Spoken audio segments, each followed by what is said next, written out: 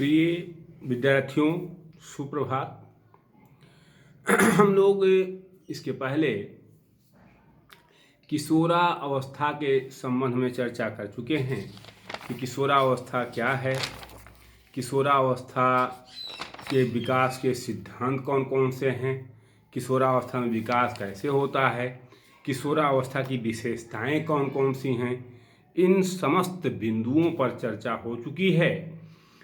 आज का जो हमारा विषय है वो है किशोरों की आवश्यकताएं एवं आकांक्षाएं तथा उनकी समस्याएं। यानी किशोरावस्था की समस्याएं कौन कौन सी होती हैं और वह समस्याएं क्यों आती हैं, वो उनकी समस्याओं का उनकी आकांक्षाओं से क्या संबंध है। इस बात से हम सभी परिचित हैं कि आवश्यकता वह शक्ति है जो व्यक्ति को किसी विशेष प्रकार का व्यवहार करने के लिए प्रेरित करती है। यानी सीधे सरल शब्दों में कहें तो आवश्यकता ही आविष्कार की जननी होती है। किसी भी व्यवहार को करने के लिए आवश्यकता ही उसको प्रेरित करती है। किशोरावस्था में किशोर किशोरियां अपनी आवश्यकताओं के आधार पर अपने व्यवहार का संचालन करते हैं।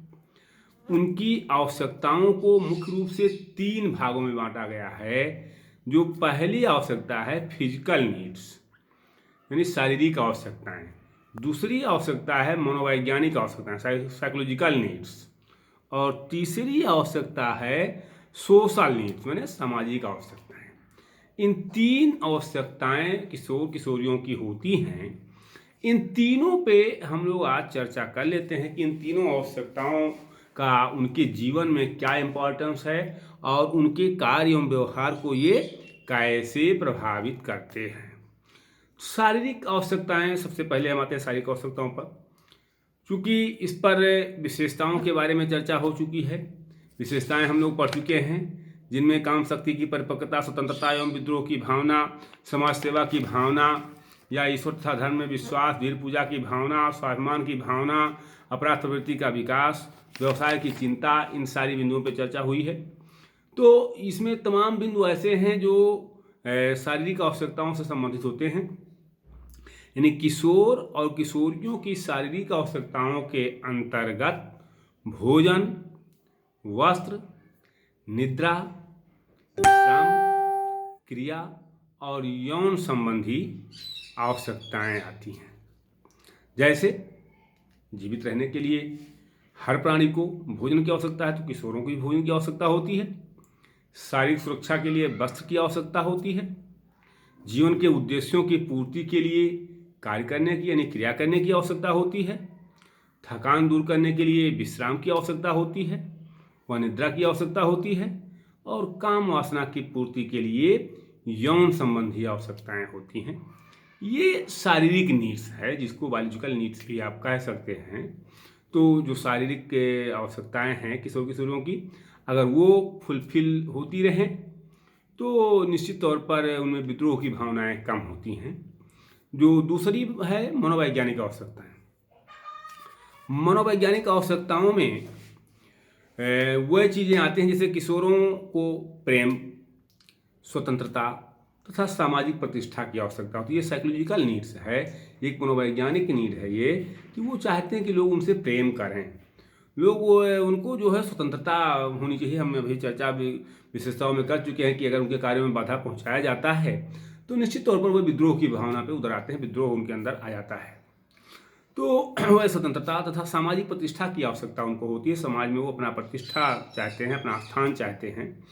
वो चाहते हैं कि माता पिता, भाई बहन, मित्र, पड़ोसी, अध्यापक सभी उनको प्रेम करें, सभी से उनको प्रेम प्राप्त हो, स्नेह प्राप्त हो और अपने कार्यों में उनको स्वतंत्रता मिले, उनके कार्यों में उनको रोक टोक ना हो, उनको कार्य सही ढंग से करने दिया जाए। और जो तीसरी आवश्यकता है वो सामाजिक आवश्यकताएं होती हैं। पहला आपने पढ़ा शारीरिक आवश्यकताएं, दूसरा पढ़ा आपने मनोवैज्ञानिक आवश्यकताएं, और जो तीसरी आवश्यकता है वो सामाजिक आवश्यकता है। निश्चित तौर पर सामाजिकता की दृष्टि से किशोर किशोरियां एक समूह में रहना पसंद करते हैं और विशेषकर उस समूह में जो उनकी आवश्यकताओं की पूर्ति कर सके या उनकी आवश्यकताओं की पूर्ति में सहयोग कर सके। उनकी प्रबल इच्छा ये होती है कि समाज में उनको सम्मान और प्रतिष्ठा मिले, समाज के लोग उनको सम्मान की दृष्टि से देखें, उनको समाज से सम्मान मिलना चाहिए तथा समाज में उनकी मान्यता हो, उनके कार्यों की मान्यता हो, उनके द्वारा किए गए कार्यों को लोग सराहें। समाज में स्वयं को समायोजित करने और व्यवस्थित करने के लिए किशोरों की ये सामाजिक आवश्यकताएं होती हैं और समाज से वो अपेक्षा रखते हैं कि समाज उनको मान्यता दे, उनके कार्यों को मान्यता दे, उनके विचारों को मान्यता दे, उनसे महत्वपूर्ण निर्णयों में सहयोग मांगे, सहयोग ले, उनके विचारों को सामाजिक विकास में समाहित किया जाए। जो भी निर्णय लिए जाएं वो चाहे सब, क्योंकि व्यक्ति से परिवार, परिवार से समाज और समाज से राष्ट्र का निर्माण होता है। तो ऐसी स्थिति में ये परिवार से शुरू होता है। परिवार में भी बच्चे यही चाहते हैं कि हमसे कुछ राय लिया जाए, सभी महत्वपूर्ण कार्यों का जो निर्णय होता है परिवार में उसमें उनको शामिल किया जाए। परिवार वाले यही गलती करते हैं, परिवार वाले समझते हैं वो छोटा है, वो समझते हैं हम बड़े हो गए हैं, हम परिवार वाले समझते हैं इससे क्या पूछना भाई, चलिए माता पिता समझते हैं बच्चे से क्या पूछना अभी, ये तो छोटा है, लेकिन बच्चा समझता है कि हमें इग्नोर किया जा रहा है। तो वहाँ जो है एक विद्रोह की भावना आती है, एक आपसी सामंजस्य का अभाव दिखाई पड़ता है। तो किशोरों की आवश्यकताएं उनकी समस्याओं की देन होती हैं, किशोरों की आवश्यकताएं उनकी आकांक्षाओं की देन होती हैं। जो उनकी आवश्यकताएं होती हैं आकांक्षा स्तर के, आकांक्षाओं का स्तर जितना उच्च होगा, जितना श्रेष्ठ होगा, आवश्यकताएं उन्हीं के अनुरूप बनती चली जाती हैं। यदि आकांक्षाओं के अनुरूप, ध्यान दीजिएगा कि यदि आकांक्षाओं के अनुरूप आवश्यकताओं की पूर्ति नहीं होती तो किशोरों में निराशा, हताशा, असंतोष, कुंठा, चिंता और तनाव जैसे चीज़ें उत्पन्न हो जाती हैं, जो किशोर और किशोरियों को अपने उद्देश्यों, अपनी योग्यताओं, क्षमताओं और सीमाओं से ऊंचे बना लेते हैं। यानी ये जब उत्पन्न हो जाते हैं तो तनाव हो जाता है कि उनके अंदर जो है असंतोष हो जाता है, कुंठा हो जाता है, कुंठा और असंतोष के शिकार हो जाते हैं।